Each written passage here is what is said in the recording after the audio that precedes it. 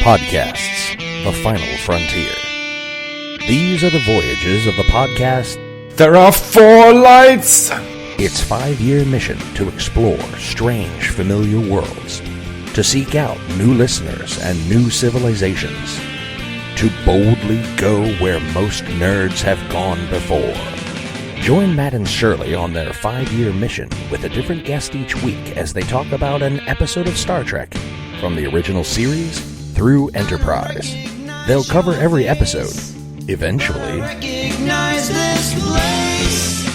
Hi, everybody, and welcome back to There Are 4 Lights. I'm Matt, and I'm here with Shirley. Hello. This is our first episode without a guest. I'm very sad. It's our second episode without a guest. We just did one last week without a guest. This will be our second episode without a guest. George had some scheduling conflicts, couldn't join us. So the Chimples will not be joining us this evening, but Lady Chimples is coming up soon, joining us for the kickoff of The Next Generation. We're looking forward to that. She would be our Q correspondent. Yes, she is. Lady Chimples is our favorite Chimples. I think that's fair to say. We like George.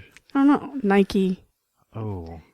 Yeah, it does go Allie, then George, then Nike, then George, yeah. What? Oh, I was thinking they were on an even plane anyway. I love that all of our listeners have met Allie and George and Nike and know all about them. So riveting radio. I'm going to kind of do a shout out for George since he's not here. If you guys want to find George, he's at the Chimples. At the Chimples on Twitter, and his podcast is Lizard Dear Listeners, People's Readers. What? Lizard People Dear Readers. There you go. And it is on iTunes, primarily a book podcast, although they get into topics about the kind of things they're doing in their lives. Those are fun. And I think those are the only 2 places that you can find us. You can find him on our Masks game. Yeah, that would be a big one, surely. And if you are a Patreon subscriber, you can hear him talk about t-shirts and the Browns all day long.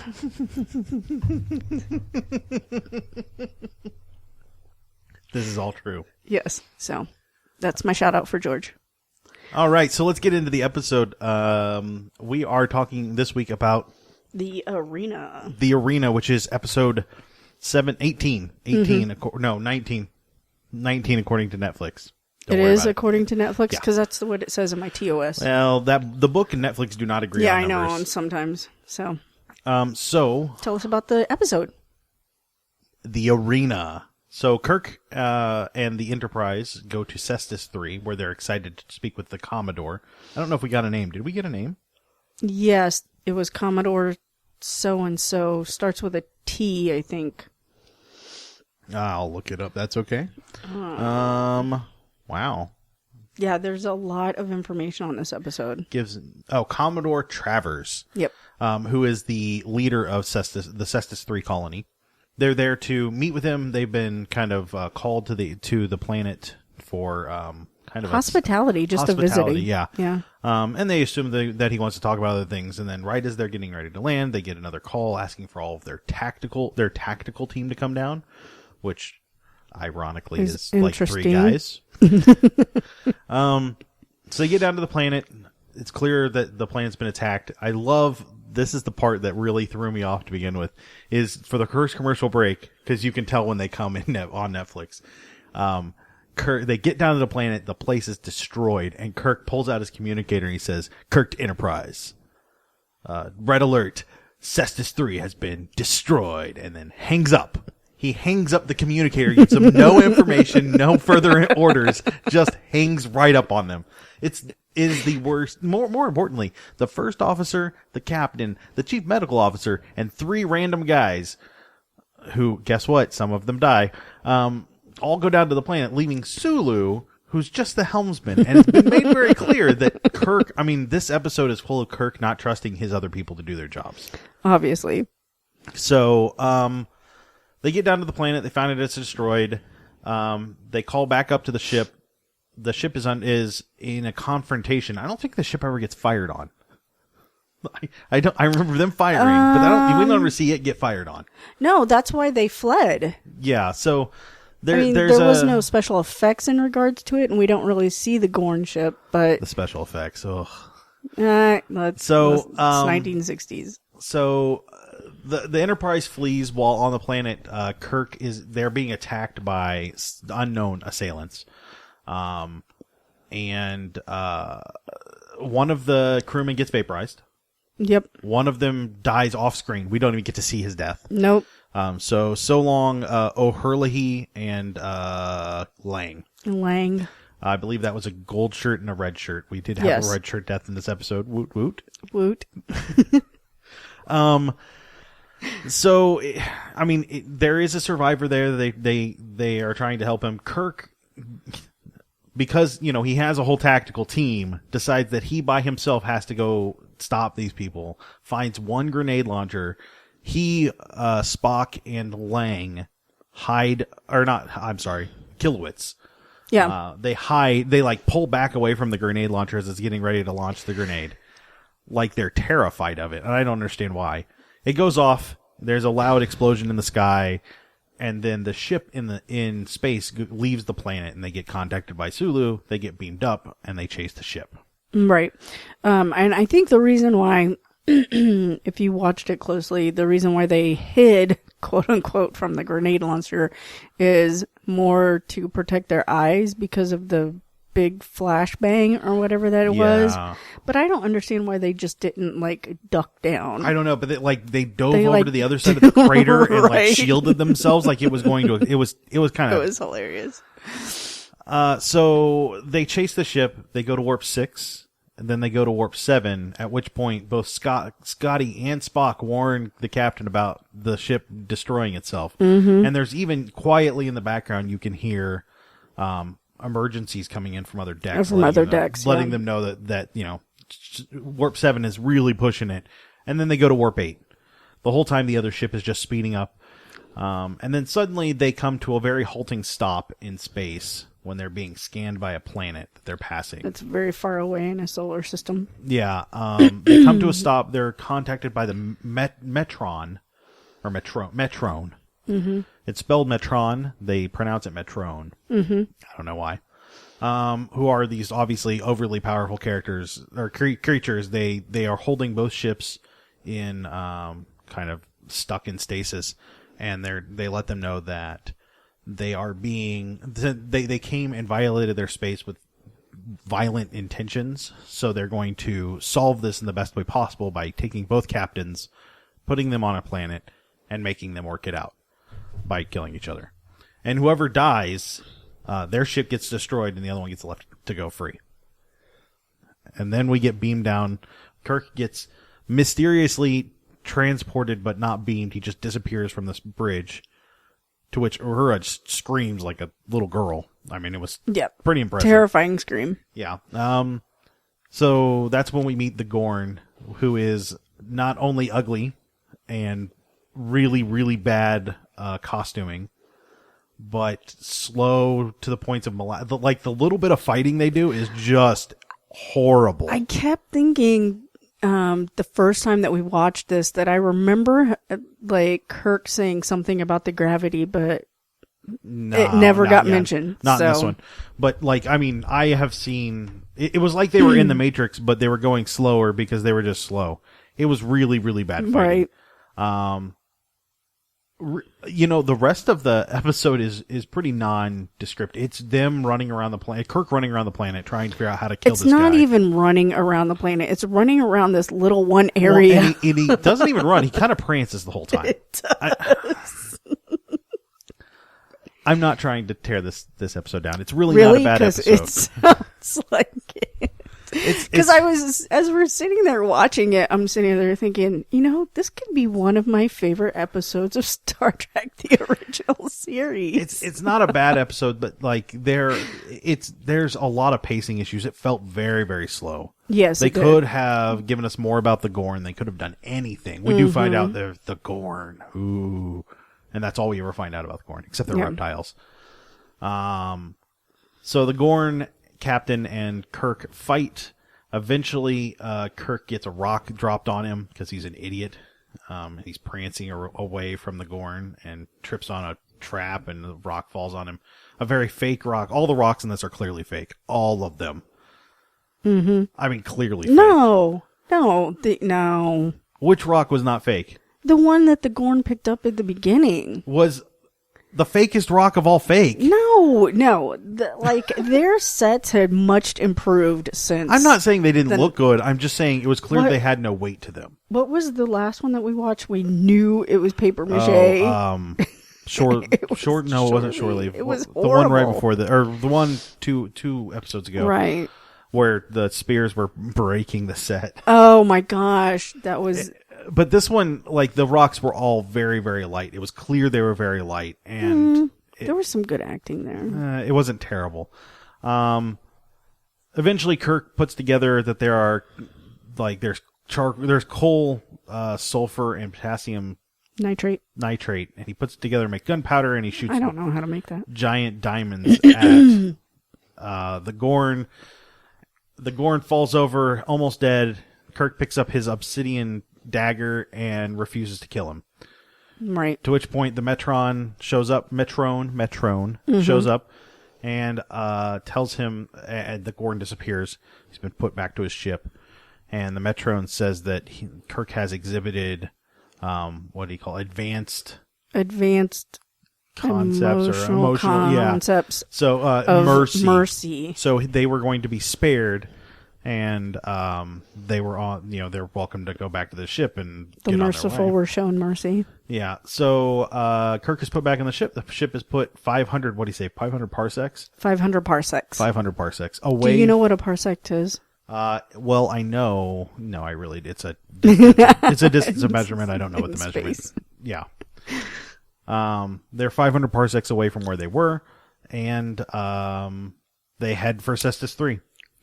Like, that's it. That really is the entirety of the episode. Right. I mean, we could talk about it for some more, but frankly, there's not much else to say. Do you think so? Did I miss anything? As in regards to the summary. episode, no. I think that sums it up. Yeah. Okay. Well, let's touch on a couple people that were starring here. Guest starring. As I pull that information up and we find it on. Here we go. So Carol Shalene is the Metron. Mm-hmm. She's in other episodes. Yeah, she's actually she was contacted. She was playing in Shindig, which I don't know what that is, but she often had a reoccurring role as Fanny on Here Comes the Brides. Star Trek had cast her to play an alien man before in The Cage. Okay. So she was the like the main butthead. The main butthead. The main butthead. The butthead leader. And then no, I think that's the only other episode that she was in. Okay. So okay. And then we got very briefly Grant Woods as Lieutenant Kilowitz. Mm-hmm. Jerry Ayers as O'Hurley. Tom Troop as Lieutenant Harold. That was the guy that was the survivor. Right. And then James Farley as Lang. Right. Were they in other episodes? No. Okay. Well, two of them died, so no. Well, the two people that I wanted to talk about is Bobby Clark and Sean Kinney. Sean Kinney is the other helmsman.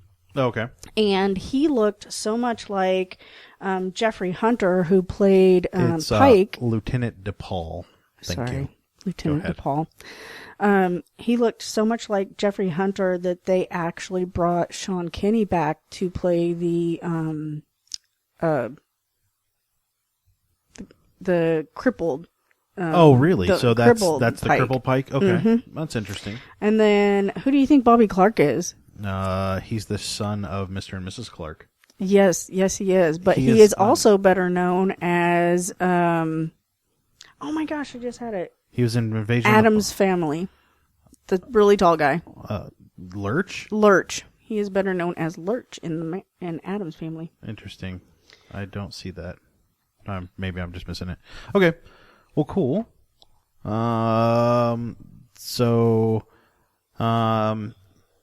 those were kind of our notable guest stars. I don't think any of them were bad. I think they were all just fine. They weren't as melodramatic as Kirk, but they were just fine. Thoughts? The Gorn thing was a little funny for me. I'm trying to find out where I was reading in my little book of secrets here, about what he said, about what Kuhn said, who is the writer of this episode, what he said about the Gorn. They were just talking about how the Gorn mask would have been terrifying in the 1960s, and now the episode didn't age very well. Yeah, it really. And you could, like you said, you could tell the rocks weren't rocks, and the Gorn, you could tell that the suit was kind of rubbery, and kind of. It wasn't really reptilian. Yeah, and that hold on, let me find it.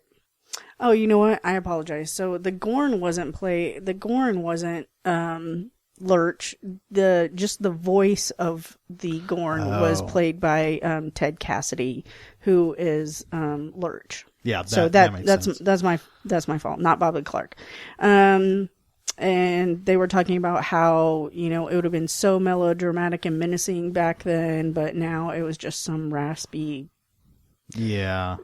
messed up voice for the desensitized, jaded audience of the of the 20th century, or the 21st century. The explosions we saw were kind of bad, and the reactions to them were kind of bad. Yeah, it was more like lighting special effects than anything. Well, and when one of the guys, I can't remember which one of the two guys that dies early in the beginning, when he dies, you hear the whistle of the bomb coming. Mm-hmm. He dematerializes or vaporizes. Whatever happens. Yeah. And then it goes off. I was like, that's really bad. Like, right. That's really bad. And then Kirk hides behind the smallest rocks available to not be blown up. Like, it was just... And the thing is, I kept thinking,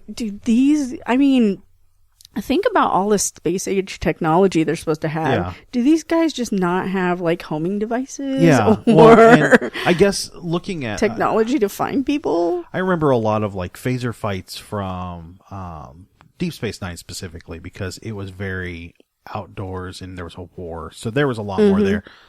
It felt more real. Even when it didn't feel real, it felt more realistic. Deep Space Nine? Yeah. Well, no, the fight, the combats there, it felt like, I don't know, this one was you could never see the people throwing these bombs. They had no idea where they were coming from. Right. Which is inaccurate. Spock should have been able to see where they were coming, when they were coming, and figure it out. He's Spock. That's what he does. Yeah, but they didn't even know what type of weapons it was. Except they said that they were being shelled or artillery or something. They knew what was going on to at least to a point. Right, but they still couldn't see where it was coming from. Yeah, so I don't know. It wasn't terrible, but it wasn't great. Right. I felt like this could have had more story and more climax. Mm-hmm. The reason for that may be because I found another interesting tidbit about this episode. This episode was actually borrowed from a copyrighted story called, wait for it, The Arena by Frederick Brown, also called, and which was his first published in Astounding Magazine in 1944. Okay.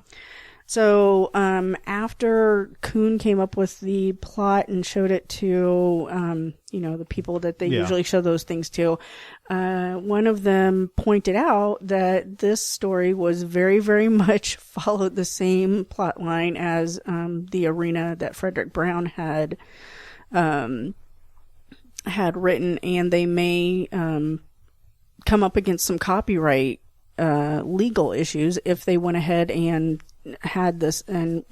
taped this episode without contacting Frederick Brown. So they ended up contacting Frederick Brown and asking him to come and kind of be the co-writer on the episode, and he felt very honored to be contacted by Desi Liu. Cool. to be on the set with that's cool. and That's write cool that on they the episode. accidentally stole it, then actually brought the guy. Brought the I mean, guy that in, makes so- me feel good about it. Yeah. Yeah. Well, cool. So we had two strange races. We had the Gorn that were rubbery and reptilian and repulsive, according to Kirk's inner monologue. Yes, repulsive. And then we had the Metron, which were human, very human, but ethereal. They had like a glittery. They did that effect very well. For the time, yes, they did. No, I mean, and it even just now, if you were trying to give it that same look, it looked very good. yeah, it would look exactly like Twilight. Yeah, no, this was better than that. It had a sparkly like hue Right. to them that I Yeah. can really appreciate, and it Yeah. worked really well to set them apart and make them look different without doing much. But they did really well with those two. There were no other races that I saw, unless I missed one. No, Okay. just Vulcan. Anything else that stuck out for you? I think we talked a little bit about that. The only thing that we really haven't talked about this episode that we usually talk about is the moral of the Star Trek episode. Yeah. And the only thing that that I read over in the TOS manual and thought about during the episode is how, Kirk judges this race of sentient beings by the cover, and then by the end he's like, okay, it doesn't matter, I cannot be the judge and jury for this race of people. Yeah, well, yeah, and I don't know. It was, again, a little ham-handed.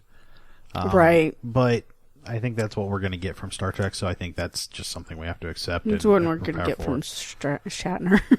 That's true. It's true. Some of it does have to do with the writing, but yeah, it was a little rough. Right. So yeah, it was good though. I'm glad that we got to see that. I think most of the episodes that we've seen, when they fall short in some degree, it's basically due to budgeting, because That's NBC wasn't going to shell out tons and tons of cash. And there just wasn't like tons and tons of cash at the time either. Just like the episode with the Ape Men. The ape men and the two, the stupid spheres. shuttlecraft. They filmed most of that inside, a box with windows on it. So, well, and I think that's, this was a 50-minute episode, which I know that doesn't make a lot of sense to you, but our standard hour-long episodes nowadays are 42 minutes. So that's 8 minutes of commercials they didn't have, which doesn't seem like a lot, but when you figure that that's almost twice as many as what they had in this. So 50 minutes, they had 10 minutes of commercials. Right. That means that they were missing 8. So it's almost, doubles the number of commercials they could have had, which means they weren't bringing in the amount of money. And Star Trek at the time, this was still, first season. They didn't have a huge growth yet, I'm sure. And even if they did, you have to bill those, the commercials months ahead. Right. So who knows? So I don't know. I feel like, it may get better season 2. I mean, The Trouble with Tribbles, I've seen parts of, mostly by watching Deep Space Nine. But I remember that one being okay. Like, other than the Klingons, which I think they did Klingons in Next Generation much better. But other than the Klingons, I think that it was the solid. Klingons progressively get better throughout the seasons of TOS. TOS or TNG? No, original series. Oh, okay. And through the movies. Oh, okay. And then finally, when we get to TNG, you get the... Well, the Klingon movies came out after TNG, I believe. 82, 85. Yeah, the fourth movie when they Undiscovered Country? It's after TNG started. Oh, okay. Yeah, so I mean, you get Captain Christopher Lloyd after TNG has started. Right. So, a couple of things that we always look for, recurring items. Bones doesn't say anything about being a doctor and not something else. We're really, I expected a lot more than that. It's because I think on all the marketing materials, that's what they hype up. That's true. He doesn't pronounce anyone dead, Jim. Kirk gets none of the lady. There's only one lady, and besides Uhura, there's only one lady who looks kind of like a man. I'm not sure quite. Mm-hmm. I don't know if they were going for asexual or what with the Metron, but it was supposed to be a male. Okay. Yeah. Spock was pretty logical the whole time. Yep. But not overly. There was only one red shirt death, but hey, that's one in the bucket. We can count that one. And then Uhura didn't do much other than answer. Actually, she had no lines in the. Not very many. She had a little few, but she screamed a lot, communicating very well, very good scream. She was just answering the phone. Yeah. So I mean that kind of covers it. Dr. McCoy did pronounce somebody. He's almost dead. He will almost be dead, Jim, if we don't get him. He'll be dead in 30 minutes. He'll be dead in 30 minutes if he doesn't get up to the. He was talking to sick bay. Spock at that point too, so that doesn't count for he's dead, Jim. He's okay.